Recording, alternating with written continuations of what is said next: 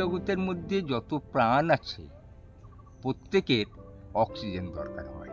এই অক্সিজেনটা দরকার হয় বলে জৈব জগৎ সৃষ্টির প্রথম লগ্নে বৃক্ষ সৃষ্টি হয়েছিল পৃথিবীতে, যাতে বৃক্ষ পর্যাপ্ত পরিমাণে অক্সিজেন দিয়ে প্রাণীকুলকে বাঁচিয়ে রাখতে পারে। বর্তমানে ভারতের অংশে ৫,৩৬৬ বর্গ কিলোমিটার জায়গা আমরা বসতবাড়ি করে নিয়েছি, ৪,২৬৪ বর্গ কিলোমিটার জায়গা জঙ্গল রেখেছি।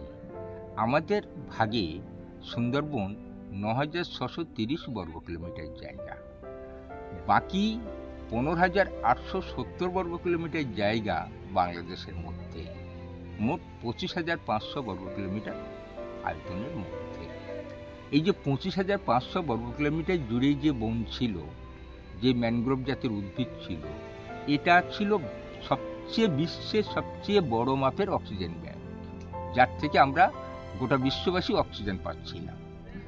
পূর্বে আমরা যত বেশি অক্সিজেন পাচ্ছিলাম, এখন ততটা বেশি অক্সিজেন পাচ্ছি না, কারণ গাছের পরিমাণ কমে গেছে।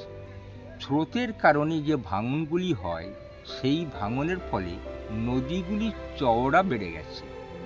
নদীর চওড়া বেড়ে গেছে মানে স্থলভাগ কমে গেছে। এই স্থলভাগ কমে যাওয়া মানে গাছ কমে যাওয়া।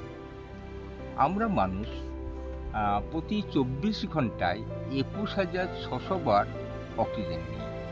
এই ২১,৬০০ বারের মধ্যে যে পরিমাণ অক্সিজেনটা আমরা একজন পরিণত মানুষ নিই, তার ওজন দাঁড়ায় প্রায় ১৬ কেজি।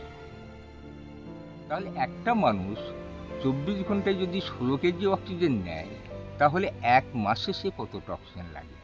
সেই মানুষটা যদি পৃথিবীর বুকে ৮০ বছর বেঁচে থাকে, তাহলে কত অক্সিজেনের দরকার হয়? এই জন্য গাছ হলো সেই বন্ধু, যে বন্ধু আমাদেরকে প্রতিনিয়ত অক্সিজেন দিয়ে বাঁচিয়ে রাখে।